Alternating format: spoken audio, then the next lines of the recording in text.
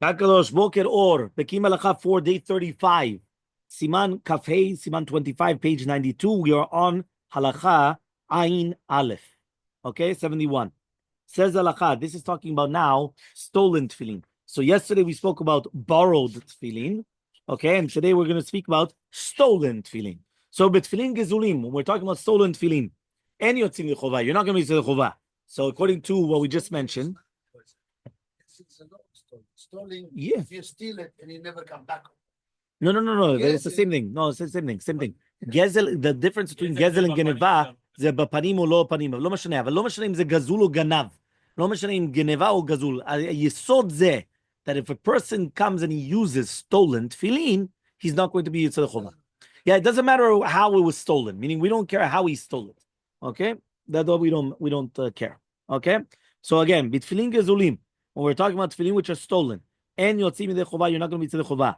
And you're not going to make a bracha on them. Why? It's considered a mitzvah that you did through an avera. Even if the baalim already came and they already had the yush, which means they gave up hope. Yeah? They gave up hope. They're not going to find it anymore.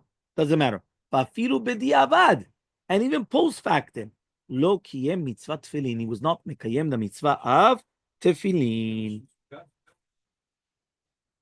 Also the same thing. Right? We're going to speak, there's differences in all the halachot, but now we're talking about tefillin. Right?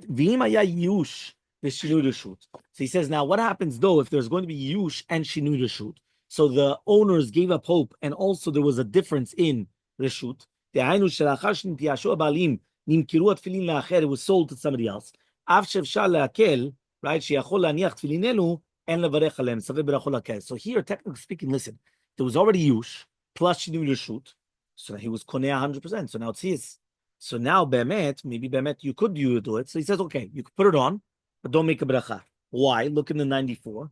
The balaitur brought down by the Beis Yosef ruled.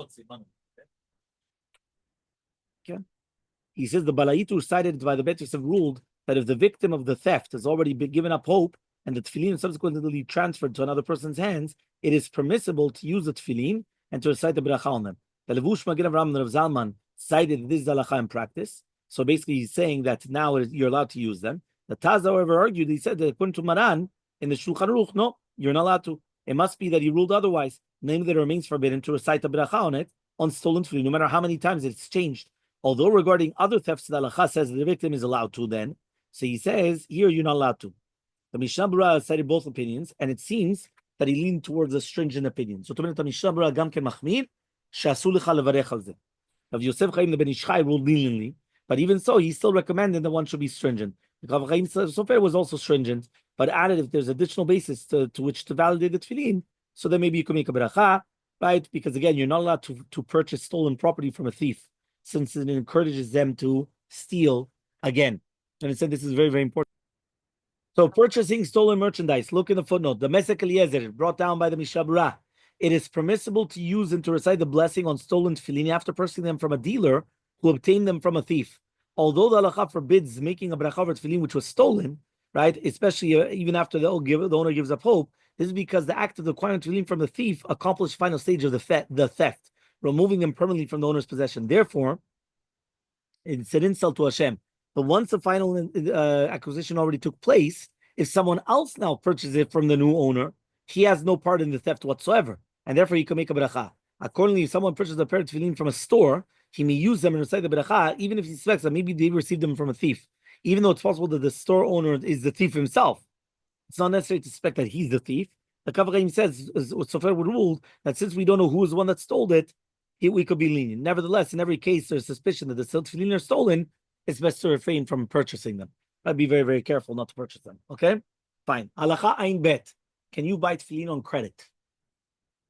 Because maybe until you don't pay for it, it's considered stolen, right? Because you didn't really pay for it. What happens if you're never going to pay for it? Yeah, it's not yours or whatever. So it says someone, right? Im kana et tefillin ba'akafa. You bought it on credit.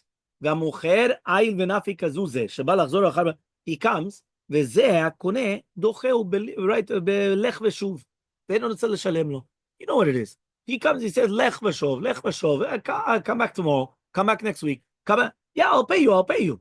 Next week, next month, no, and he keeps on doing that. So now the Medina, eno shelo, it's not his.